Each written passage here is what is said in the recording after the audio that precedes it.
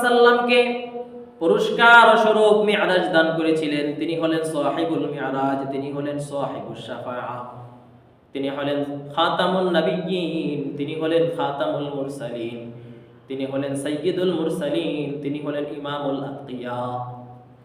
রব্বুল আলামিন নবী আলাইহিস সালাতু ওয়াস সালামকে মি'রাজটা এমনি দান করেন নাই।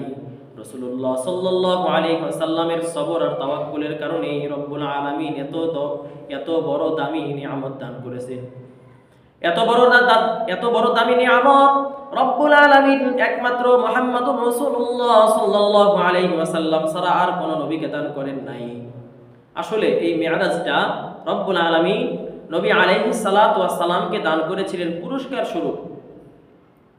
তিনটা বিপদ, একের পর এক তিনটা বিপদ রাসূলের জীবনে এসেছিল। রাসূলুল্লাহ সাল্লাল্লাহু আলাইহি ওয়াসাল্লাম ধৈর্য ধারণ করেছিলেন, রব্বুল আলামিনের উপরে তাওয়াক্কুল করেছিলেন। এজন্য রব্বুল আলামিন তাকে পুরস্কার স্বরূপ এই মি'রাজ দান করেছে। ধৈর্যের অনেক পাওয়ার। রব্বুল আলামিন নিজেই বলেন, ইন্নাল্লাহা মা'আস সাবিরিন, আরে আমি তো ধৈর্যশীলদের সাথে আছি। বান্দা, তুমি তাকিয়ে দেখো না, পৃথিবীর বুকে কত মানুষ, লক্ষ লক্ষ কোটি কোটি মানুষ শিরক করে। আমি রবকে না মেনে, আমি রবকে সেজদা না দিয়ে মূর্তি, পীর এবং মাজারের পায়ে সেজদা করে। এতটা সত্ত্বেও তো আমি তাদেরকে আযাবের মাধ্যমে হালাক করে দেই না। আমি তো তাদেরকে ফুরসত দেই, সুযোগ দেই তাওবা করার, যাতে করে বান্দা তওবা করে ফিরে আসতে পারে। অথচ আমরা দেখেন, আমাদের অধীনস্থ যারা থাকে তারা সামান্য ভুল করলেই আমরা কেমন প্রভাব দেখানো শুরু করে দেই। এজন্য সবর, ধৈর্য ধারণ করা, এটা আল্লাহ পাকের গুণ, এটা নবী আলাইহিস সালামের গুণ। এজন্য ধৈর্যশীল হওয়া উচিত। ধৈর্যের কত বড় পুরস্কার আল্লাহ পাক রব্বুল আলামিন নবী আলাইহিস সালামকে দিয়েছেন। দেখেন, হিজরতের 3 বছর পূর্বে রাসূলুল্লাহ সাল্লাল্লাহু আলাইহি ওয়াসাল্লামের চাচা ইন্তেকাল করলেন। এর কয়েক মাস পরে আম্মা জান খাদিজা রাদিয়াল্লাহু তাআলা আনহার ইন্তেকাল। এর কিছুদিন পরে রাসূল সাল্লাল্লাহু আলাইহি ওয়াসাল্লাম তায়েফ গমন করলেন। রাসূলুল্লাহ সাল্লাল্লাহু আলাইহি ওয়াসাল্লামকে রব্বুল আলামিন 40 বছর বয়সে নবুয়ত দান করেছেন। এরপরে রাসূলুল্লাহ সাল্লাল্লাহু আলাইহি ওয়াসাল্লাম দ্বীনের দাওয়াত প্রচার প্রসার আরম্ভ করলেন। কিন্তু মক্কা নগরীতে ওই জামানায় ওটা ছিল পৌত্তলিকের এলাকা, সেটা ছিল শিরকের আখড়া। তারা বাপ দাদার আমল থেকে এভাবে মূর্তি পূজা করে আসতেছে। এই মুহূর্তে কালিমায়ে তাইয়্যিবা লা ইলাহা ইল্লাল্লাহু মুহাম্মাদুর রাসূলুল্লাহ শোনা যেন আকাশ থেকে তাদের কানের ভেতরে বজ্রপাত নিক্ষেপ হলো। মানে শত শত বছর যাবত আরবের মানুষ মূর্তি পূজায় আবদ্ধ, আর এখন নাকি মুহাম্মদ এসে বলতেছে আল্লাহ ছাড়া কোনো মাবুদ নাই, মুহাম্মদ আল্লাহর রাসূল, একমাত্র সিজদা আল্লাহকেই করতে হবে। রাসূলুল্লাহ সাল্লাল্লাহু আলাইহি ওয়াসাল্লাম নবুয়তের পূর্বে সকলের কাছে প্রিয় ছিল। তিনি ছিলেন বিশ্বাসী আল আমিন। রাসূলুল্লাহ সাল্লাল্লাহু আলাইহি ওয়াসাল্লাম যখন দ্বীনের কাজ আরম্ভ করে দিলেন, মক্কা নগরীর মানুষ তার বিরোধিতা আরম্ভ করে দিল, তার শত্রু হয়ে গেল। কিন্তু যেহেতু রাসূলুল্লাহ সাল্লাল্লাহু আলাইহি ওয়াসাল্লামের অভিভাবক ছিলেন ওনার চাচা আবু তালেব, তিনি ছিলেন মক্কার সর্দার। এই কারণে রাসূলুল্লাহ সাল্লাল্লাহু আলাইহি ওয়াসাল্লামকে সহজে কেউ আঘাত করতে পারত না। প্রকাশ্যে সরাসরি রাসূলকে কেউ আঘাতের কল্পনাও করতে পারে নাই, কারণ রাসূলের চাচা আবু তালেব, রাসূলুল্লাহ সাল্লাল্লাহু আলাইহি ওয়াসাল্লামের চাচা আবু তালেব, খাজা আবু তালেব, তিনি বাহিরের পরিস্থিতিকে শেল্টার দিতেন। রাসূলের উপরে যত বিপদই আসুক না কেন, ওনার চাচা ঢাল হয়ে দাঁড়িয়ে যেতেন, শেল্টার দিতেন। আমি আবু তালেব জীবিত থাকা অবস্থায় মুহাম্মাদের একটা পশমও ছিঁড়তে দেব না। তো খাজা আবু তালেবের মৃত্যুর সময় ঘনিয়ে আসলো। আফসোসের বিষয় হলো রাসূলকে এত মহব্বত করেছেন, কিন্তু ওনার ঈমানের সৌভাগ্য হয় নাই। ওনার যখন মৃত্যু সজ্জা, রাসূলুল্লাহ সাল্লাল্লাহু আলাইহি ওয়াসাল্লাম তার নিকটে ছিলেন আর বলতেছিলেন, ও চাচা, আপনি একবার বলেন লা ইলাহা ইল্লাল্লাহ।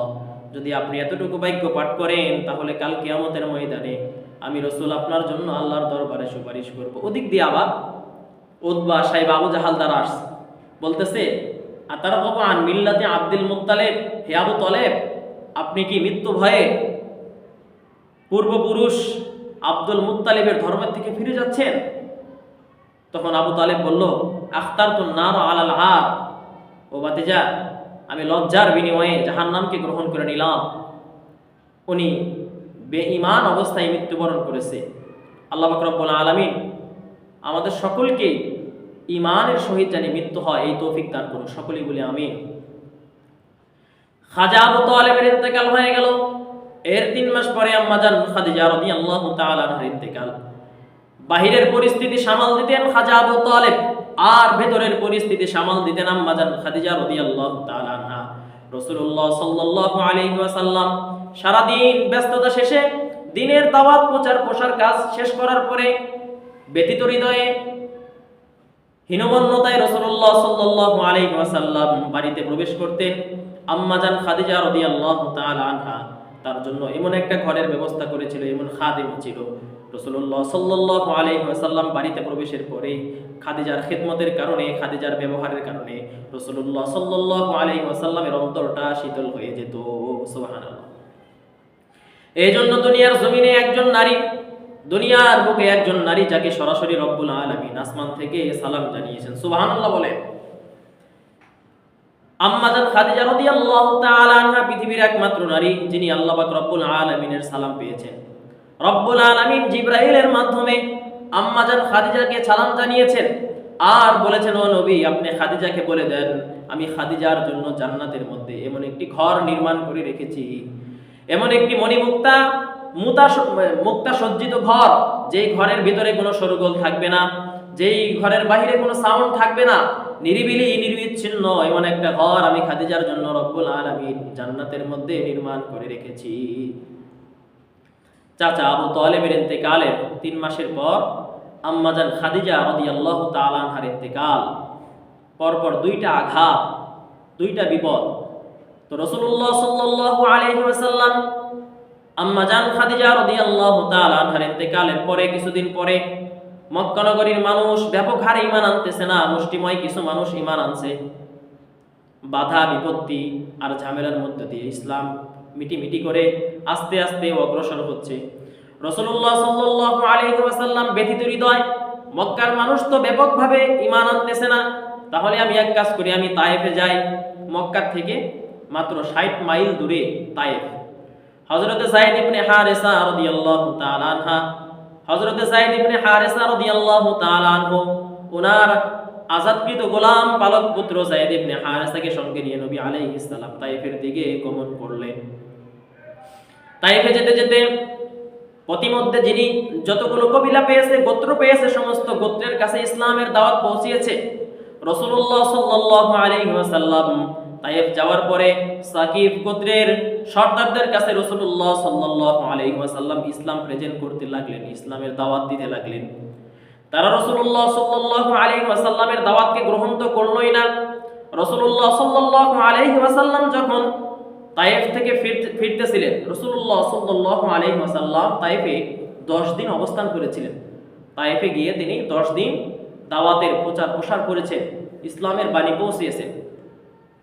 10 দিন পরে যখন রাসূলুল্লাহ সাল্লাল্লাহু আলাইহি ওয়াসাল্লাম তায়েফ থেকে ফিরতেছে মক্কার দিকে, তখন রাসূলুল্লাহ সাল্লাল্লাহু আলাইহি ওয়াসাল্লামের উপরে দুষ্ট ছেলেদেরকে লেলিয়ে দেওয়া হলো। ওই তায়েফের কাফেরেরা রাসূলুল্লাহ সাল্লাল্লাহু আলাইহি ওয়াসাল্লামের উপরে দুষ্ট ছেলেদেরকে লেলিয়ে দিয়েছে।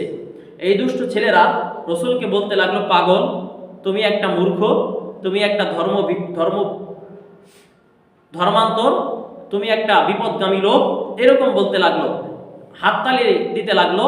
রাসূলুল্লাহ সাল্লাল্লাহু আলাইহি ওয়াসাল্লামকে চতুর্দিকে ঘিরে ধরেছে, তারা হাততালি বাজাচ্ছে। যেভাবে আমরা অনেক সময় দেখি যে অনেক সময় হিজড়ারা কেউ যদি টাকা দিতে না চায়, বিরোধিতা করে হিজড়ারা চতুর্দিকে ঘিরে ধরে, হাত তালি বাজাতে থাকে, বাজে কথা বলতে থাকে। তায়েফের কাফেররাও সেভাবে রাসূলুল্লাহ সাল্লাল্লাহু আলাইহি ওয়াসাল্লামকে ঘিরে রেখেছেন, হাততালি দিতেছে আর বলতেছে তুমি তো একটা পাগল। আবার রাসূলুল্লাহ সাল্লাল্লাহু আলাইহি ওয়াসাল্লাম যখন একটু একটু করে মক্কার দিকে অগ্রসর হচ্ছে, ওই তায়েফের দুষ্ট কাফেরেরা, দুষ্ট ছেলেরা রাসূলুল্লাহ সাল্লাল্লাহু আলাইহি ওয়াসাল্লামকে ইট পাটকেল নিক্ষেপ আরম্ভ করে দিলেন। ছোট ছোট ইটের দানা দিয়ে রাসূলের উপর আঘাত করতে লাগলেন। হযরত যায়েদ ইবনে হারেসা রাদিয়াল্লাহু তাআলা আনহু রাসূলুল্লাহ সাল্লাল্লাহু আলাইহি ওয়াসাল্লামের সামনে গিয়ে ঢাল হয়ে দাঁড়িয়ে গেলেন। হযরত যায়েদ ইবনে হারেসা রাদিয়াল্লাহু তাআলা আনহুর মাথা জখম হয়ে গেল, তিনিও রক্তাক্ত হয়ে গেলেন।